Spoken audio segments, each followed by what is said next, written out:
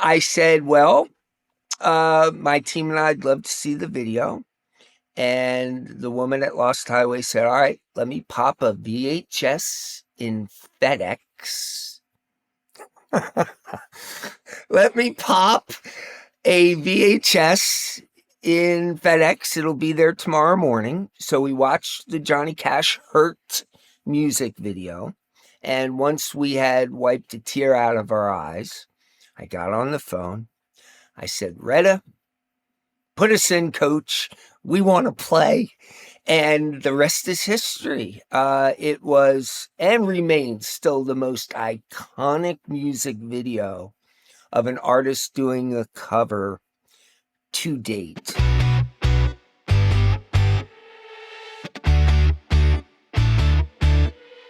Welcome to Audio Branding, the hidden gem of marketing. Sound plays a more important role in human behavior and our decision-making than you may realize. In this podcast, I'll help you understand the art and science of sound so you can better influence others in business and your life. I'm your host, Jodi Krangle. Let's delve a little deeper.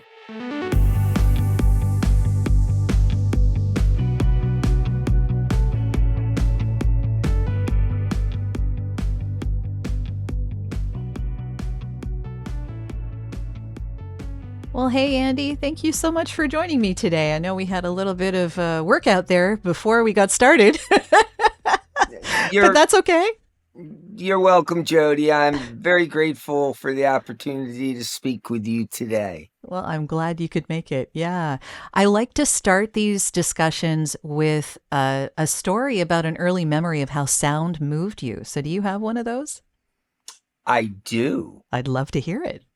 It is my first coherent memory. Ooh, okay. Even better. February 9th, 1964. Okay. My older sister, who is 12, comes barreling into my bedroom on a Sunday night, grabs me by the arm. She's all whipped up, Jodi. She says, come on. We're going to watch Beatles on TV. Now, I'm just a little kid. I figure it's going to be some kind of insect show, maybe on PBS. I did not know what she was referring to. So we go down to the TV, and there's my parents, Bill and Pat. They're on the couch. They look a little anxious. So on one side of me is my sister, and on the other side is my brother, who's 1 year older than my sister. And I can tell something pretty epic is about to happen. It's the Ed Sullivan show. He twirls his finger around and says, "The Beatles." Well, my sister starts screaming like a banshee, and she starts twirling around like a whirling dervish. And I look over at my brother, and his jaws hit the floor. And I look at this little black and white TV, and there's these four guys with what at the time was considerably long hair. And I'll never forget turning around, looking at my parents. They were aghast. How could Bill and Pat Gesner how could they allow their small children to see such rubbish, such riffraff? What is this garbage music? So I have always contended, 61 years later, that first coherent memory and the sound I heard literally put me on the path that would become my life journey. Well, yeah, I can imagine it would. What were your impressions when you heard the sound? Like, did you like the Beatles when you were hearing it, or like, did it make a different impression on you? I'm just curious. Not until 2 years later, when in the basement with the naughty wood paneling. That's every basement in the 60s had the knotty pine wood paneling. My older brother and sister got one of those little close and play phonographs and the 45 RPM singles. And they would just play them and play them and play them until the grooves wore out. And it was the earliest Beatles songs. And there was some Beach Boys in there too.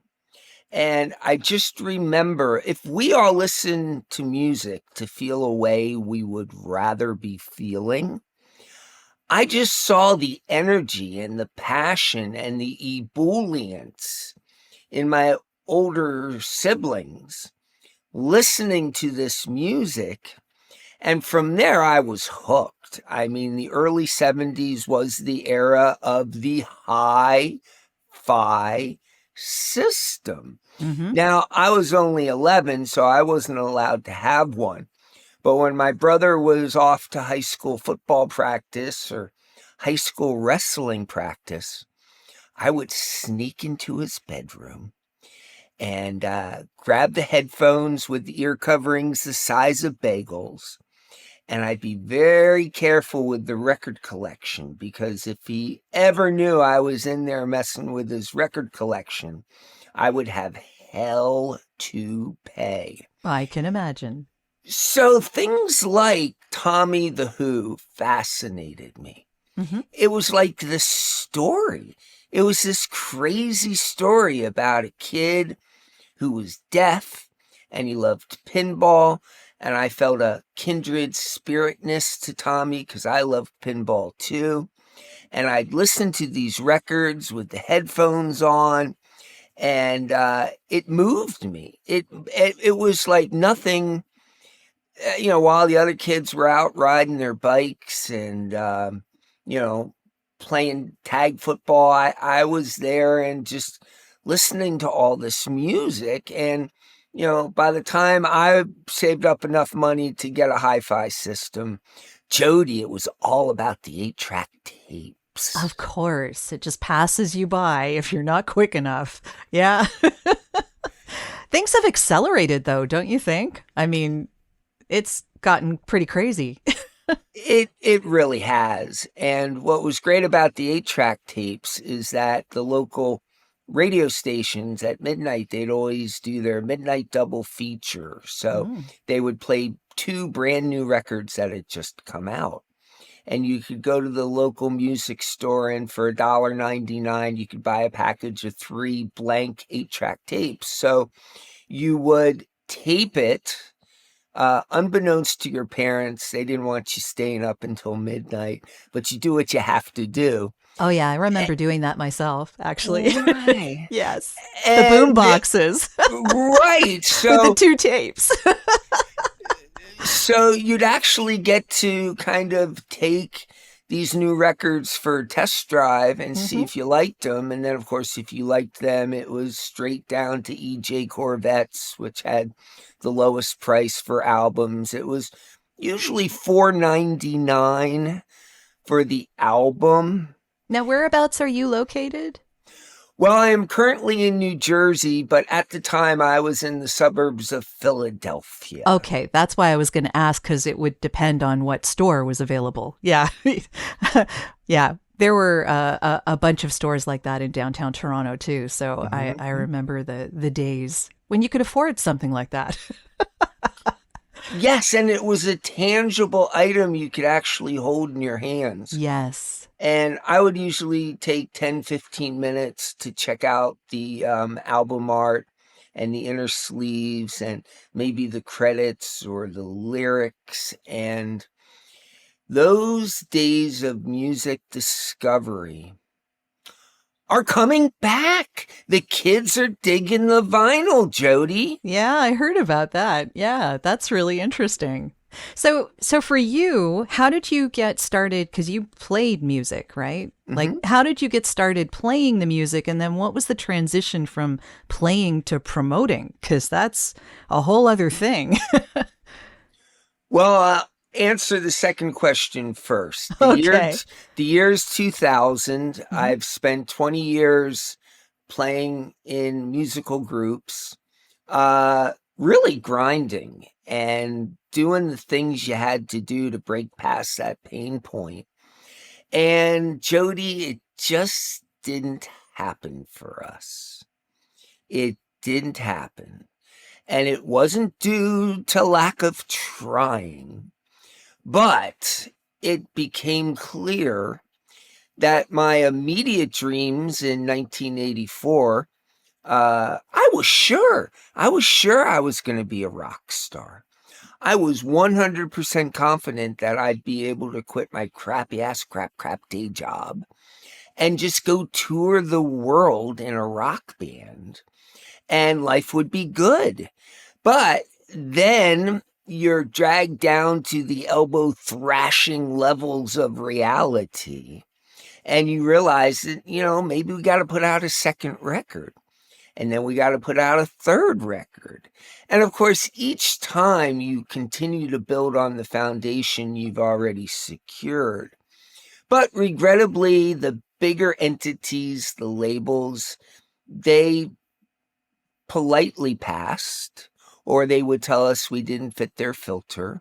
Many of them just said you're too odd and peculiar for our tastes. That's okay. We had many people along the way tell us we needed to switch musical lanes or maybe, lay off a little bit on the hyper literate, ultra sensitive, and just write straight up pop songs. Andy, the songs, they're weird. They start and they stop and you're frantic. It all sounds like you're on chemical extractions. I mean, why don't you just simmer down a little and play normal music? Any creative will tell you, opinions are like back ends. Everybody has one. Oh, yeah. And they definitely sound like they wanted to change you into something that wasn't you, which kind of defeats the purpose of the whole reason you wanted to do this. It's true, because you and I both know the best thing you can ever be in life is yourself. Yeah. Yeah, definitely. Yeah.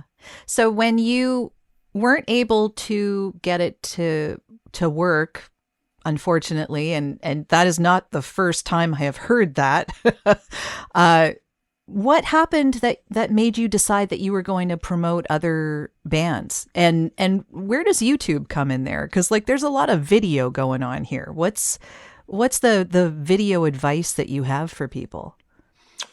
Well, in the year 2000, I was given great advice. I was told, Andy, if you've got to reinvent yourself, because I told everyone, I'm like, I can't go and sell appliances at Best Buy. That is like putting up the white flag of defeat. Well, it's also a waste of your talents. Well, I could certainly tell other talented independent creatives what not to do. So the advice was, Andy, this thing called the World Wide Web? I'm like, yeah, the You Got Mail, and when you turn it on, it goes, boing, boing, boing, boing. Yeah, okay, what about it? He says, hey, mark my words, it's only going to be a matter of time before the entire human family will be able to watch music videos on their computer. I'm like, yeah, how are you so sure about that? No. You can take this one to the bank there, sport. The entire human family is going to be able to watch music videos on their computer. So I got to thinking about it, because at that point, MTV, that huge excitement in the 80s had definitely gone away a bit. And I thought about it. I said, well, I'd rather try something and fail than do nothing and succeed. And as you're fully aware, Jodi, you got to follow every lead. This was back in the phone call days. Oh, I remember. The phone call days. Yeah. And you're not going to talk to the decision maker. You're going to talk to their receptionist or their assistant or their intern or their underling. And I came to realize that if you can make friends with those people? And it ended up being true. If you can make friends with those people and make them laugh and say, yeah, I know I called just 2 weeks ago and I'm just trying to stay pleasantly persistent and not be a real pain in the ass, and they laugh. And it's tough because there's the catch-22. How is anyone going to hire you if you haven't worked with anyone great?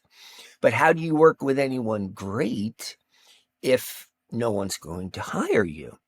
So the big turning point, the pain point, was January of 2003. I, of course, had always been a huge fan of Lost Highway. What a fabulous label and what an incredible roster. So call comes in, caller ID says 615. I'm like, Nashville? Nashville. So the woman says she has a video, but they don't know what to do with it. There are issues. I say, well, tell me more. She says, well, the artist is Johnny Cash. I say, Johnny Cash, the iconic man in black, the most important, influential American musical figure of our lifetime. She says, yep, that Johnny. But in the video, Andy, he looks like he's gonna die. I'm like, oh my. And it's not Johnny's normal repertoire. It's a 9 Inch Nails song. I remember these. Yeah, that was a great album. I really enjoyed it a lot. Yeah. But I do recall those videos. And yeah, he was showing his age. My goodness. Yeah. So what did you do? I said, well, my team and I'd love to see the video. And the woman at Lost Highway said, all right, let me pop a VHS in FedEx. Let me pop a VHS in FedEx. It'll be there tomorrow morning. So we watched the Johnny Cash Hurt music video. And once we had wiped a tear out of our eyes, I got on the phone. I said, Retta, put us in, coach. We want to play. And the rest is history. It was and remains still the most iconic music video of an artist doing a cover to date. And so what did you end up doing with it to change it from what it had originally been? We didn't change anything. Nothing at all. Okay. No. You just promoted it? Is that the idea? We did. We sent it out to the decision makers and the gatekeepers. Mm-hmm. Very analogous to the Lumineers Ho Hey video in 2012. Okay. There was immediately some apprehension, and this is, for Johnny, it was like, we can't play a Johnny Cash video on MTV. No way. And even with the Lumineers and CMT, you would have thought, well, geez, they're a perfect fit for CMT. Mm-hmm. But people thought Johnny's version of Hurt was a bit too out there. But Jodi, you and I both know, as a marketing person, you present, the public decides. Yeah. Everybody loved the Johnny Cash Hurt video, and he would have won all the MTV Music Awards in 2003 if he hadn't shifted off this mortal coil 12 days before the program. Oh, that's a shame. He was all set to perform. It was all going to be Johnny, nothing but Johnny. Yeah. I guess there's something to be said for authenticity. I mean, because even though he was doing a cover of that song, it was still very Johnny Cash. Mm-hmm. There was nothing not him about that performance. Mm-hmm. So, yeah, I recall watching that and just going, wow, that's real. Mm-hmm. Yeah. So, yeah, I guess that's what happens. So when you promoted that, was there a particular way that you had to go about doing that to make sure that it had the greatest reach? Well, 22 years ago, it was a much different video marketing landscape. You would get the 1-inch tape, and then you would go, and each outlet needed a specific form of tape to support our campaign. Now, in 2003, there were still people who wanted the 3/4 inch tape. Of course there were. There were many, but it was right about the time that people were switching to Beta SP. So as things rolled along, people would make it a little easier on themselves and on their library by switching to DV Cam. So I'd be going to the post office with all these big bags of tapes and going to Chicago for JBTV or to Oakland, California for California Music Channel. And then came the Digibeta. So instead of the tape being in a gray box, it's now in a blue box. And we're talking lots of money just to get the video to where it needs to be for the decision makers and gatekeepers to decide whether or not they're even going to program it. Wow. So you really had to know what you were doing, because the last thing you want to do is send one of these people a video with audio hits or video glitches, or it's in mono, not stereo. It's not closed captioned correctly. So necessity is the mother of all invention. We had to figure it all out, and we got pretty good at it. And once the Johnny Cash campaign had been so successful, I could go back to Sub Pop, and I could go back to Octone, and John It Fueled by Ramen, and Touch and Go, and Merge, and all the cool indie labels at the time. And of course, pop punk was all the rage. So we were working with Fearless, and we were working with Doghouse, and we were working with all the cool labels that were putting out the music that all the kids were buying. And let's face it, the music video really is the bait to put on your hook to get people excited about you, because certainly the song tells a story, but then you can enhance the story of the song with an actual visual component to it. And in many ways, the visual is the cornerstone of your identity, because now more than ever, artists, independent creatives, are public figures. And you can't just sit on the couch and say, hey, I'm not going to do any of that public figure stuff. I just want the world to love me for my music.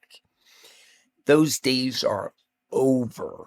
Oh my goodness. Yeah. It's unfortunate because I think that a lot of people feel now that they have to be, like you said, influencers. Like there's just you can't do anything else. You need people behind you. You need rabid fans, because otherwise you're not going to get anywhere. So now that you are promoting video, and you've been doing this for a long time now, what are the differences between what you were doing to promote videos then and what you're doing to promote a video now? It is still my goal every day to provide the people we need to garner support from with top shelf world-class content. I think one of the reasons why people always put our videos at the top of the pile when it came time to decide what videos to program is they had never heard of 30 Seconds to Mars in 2003, or they had never heard of Death Cab for Cutie, or Maroon 5. That's a dumb name. Or I remember Paramore people saying, hey, I think this lead singer is really too young. I think she was 17 in 2006. So I guess if we do the math, Haley is now in her 30s. But I remember in 2007 sending out the first Sia music video. Certainly the folks at the label had high hopes for her. But what better example from small acorns, big oak trees can grow? And we spoke about the Lumineers. I mean, we did a video interview that's on our YouTube channel with them at South by Southwest, March of 2012. 3 humble, talented people. No idea, Jodi, no idea what was about to happen. Well, good for them, first of all. Yeah, because it's nice to see talent actually given its due. I know. Yeah. Well, that's the end of this episode. Thanks for listening. And if you like what you heard, why not tell a friend about this podcast? It's available in all the usual locations. Until next time.